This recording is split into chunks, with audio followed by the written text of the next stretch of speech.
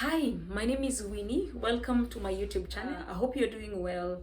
Um, Please like, subscribe, comment, and let's keep the conversation going. Thank you so much for staying with me. Thank you so much for being part of this little family over here. And today I want to talk about being whole on the outside and being broken on the inside. So, in my opinion, I think we live in a society where we like to show good things. When we dress up, we want to dress up in a nice way. We want to make our hair and look good, we want to make our nails and look good. We want to look good on the outside, but so many of us sometimes feel like, I don't know how many of you have ever felt like you are okay on the outside, but on the inside you're so broken. Because when you're going through a bad day, when you're going through a bad day at work, a bad day in your relationships, when you walk out there, someone will look at you and they'll not know you're going through bad days. However, it's important to, and of course we don't expect us to be telling everyone what you're feeling, right? But at the same time, this is just what I want to talk about. I want to talk about being whole on the outside but being broken on the inside, or looking all colorful and nice on the outside but being broken on the inside. And I just want to say this before we even go deep, that being broken is not so bad. Yeah, going through different challenges, going through a very difficult season is not so bad. In as much as most of us want to hide it, most of us want to behave like all is well when all is not well. It's not so bad, because for me, I think as a person who loves God, I've come to realize that the power of God is made perfect in weakness, and that is what the Word of God says anyway. So it's not so bad. I don't want you to cover your flaws. I don't want you to pretend like you don't have any flaws or you don't have any bad days. It's okay to have bad days. It's just okay also to find people whom we can confide in, because you're not meant to do life alone, right? We were not meant to do life alone.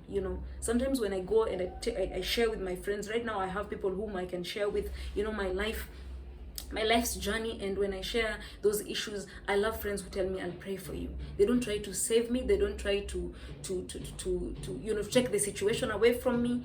I love the fact that God has sent people around my life who I can share with, and they will just process it with me. And even for the ones who go and share, I want to urge you, when you share, don't expect another person to save you, because no one has answers. Well, others have gone before you and they can always share their journey, but the work has to be done by you, okay? So even as you share, don't have high expectations of others to save you, to stop everything they're doing for you. Of course, good friends always sacrifice for you, and they come and they listen to what you're saying, and they listen to the season that you're going in, and they give you advice, and they're there for you, but they will never save you, right? I'll just pick a few things that I've done in moments where I've felt alone, broken on the inside. Feeling alone, sometimes you may be in the middle of, you have people around you, but you still feel alone. Why? Because the situation, I think bad seasons, if all of us can be honest, we can agree that bad seasons have a way of isolating you. Bad seasons have a way of singling you out, and especially if you go to your friends and you share something that is so unique to you, but none of them has been there before, it kind of singles you out. It kind of isolates you. And when sometimes our minds are very, very powerful, when you feel singled out, when you feel alone, you're tempted to be alone, even physically alone. But I want to urge you, there are steps that you can take when you're going through a bad season or even a bad moment. And one of the things I've done when I'm having a bad moment is just heal.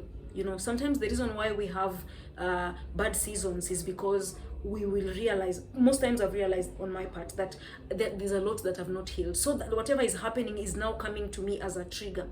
So the first things that I've done is to heal, right? And healing is a journey, it's a process, right? But even when it's a process, what happens is we need to make deliberate choices in the process, because healing is literally making a positive a choice. So if you're used to overreacting and acting out of anger, you just choose to forgive and to heal. So instead of reacting out of anger, what you choose at that point when you're going through a difficult season matters. The other thing I've learned to do is to self-assess.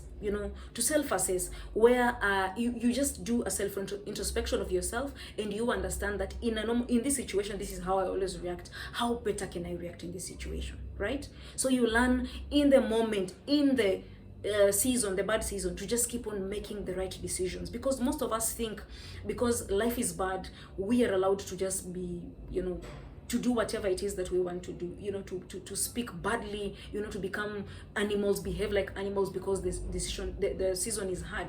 But that is not always the case. We must always challenge ourselves to self-introspect and to understand what it is that we can change each and every time. And before you notice it, you'll become a better person. So the other thing also I've learned is to love others.